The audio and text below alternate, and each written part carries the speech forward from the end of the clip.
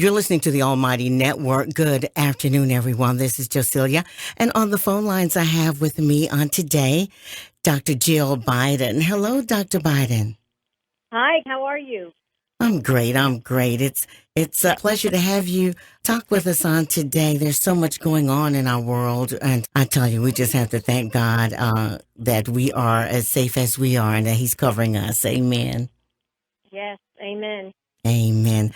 Well, let's talk about with you being the educator that you are. Our children have been out of school for quite some time now, and some parents are now homeschooling for the first time. And there's, Oh, yes. yeah, Yes. and and this new math and some things they aren't even familiar with. So, what suggestions do you have for parents in this situation? Well, I think it's great that parents are realizing really how hard a job it is to be a teacher and what teachers do in so many different areas, not just their subject area. But one of the things that I've seen, even with my own grandchildren who are doing their schoolwork as we speak, is, and I know this has been said before, but one of the things that's important is that they set up a schedule. And I know, kids like schedules, and I think that it's important that they have a regular routine. And then, they need breaks. I mean, just like they do in schools where they get a little bit of social interaction outside of the people, that they might see every day. And I also suggest creativity. I mean, kids love that. And as an English teacher myself, I try to encourage, and I did this with my own grandkids, to journal, especially through this period in history.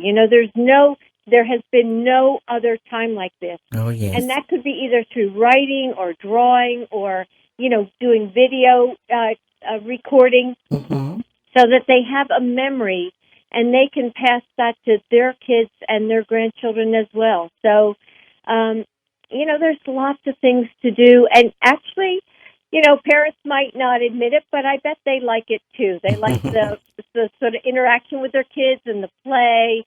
And so I think it's been a really positive thing that if we take time to really reflect on our relationship with our kids and our grandkids. You're right. It is. It is a positive thing in that aspect. And I like what you said about the creativity of the children because they can get those cell phones and and Yes. video and have a Yep. wonderful time. And I'm sure some parents may not have even thought of that. So that is a wonderful suggestion. So now, the last time you and I spoke, you shared an experience with us, a story that you had here in South Carolina when a church member asked if you wanted her to be your prayer partner. So, have the two of you kept in touch?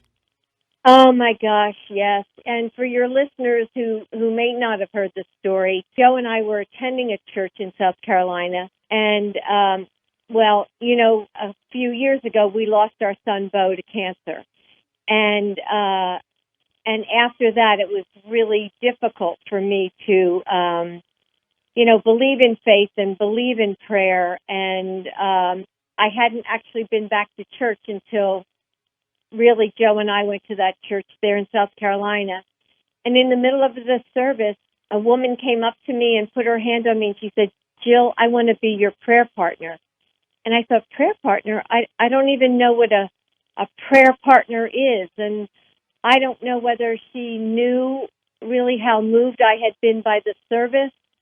But her kindness really opened up something inside of me. Mm-hmm. And I felt as if, for the first time, I could go back to prayer and to belief. And I felt as if God was saying to me, "Jill, you've had some time. It's time to come home." Mm. And quite frankly, she's changed my life Wow.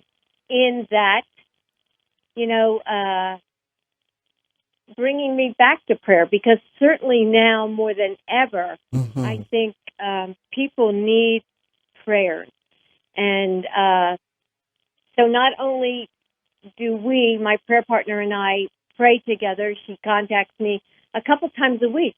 Mm. and but I'm able then to pray for other people, and Joe and I, have been praying together, especially during this really difficult time. Mm-hmm. So, it was something really important and really momentous that happened in my life. I tell you that's a beautiful story. Because definitely in this season we need prayer partners. We really do. So that's a wonderful story. And as we approach Easter, this Easter weekend, what message do you have for families here in South Carolina? Well, like so many of you, our family is missing the traditions of Holy Week this year. And instead, we'll all be making virtual connections and having personal reflections. And as Christians, we know that death must come before resurrection.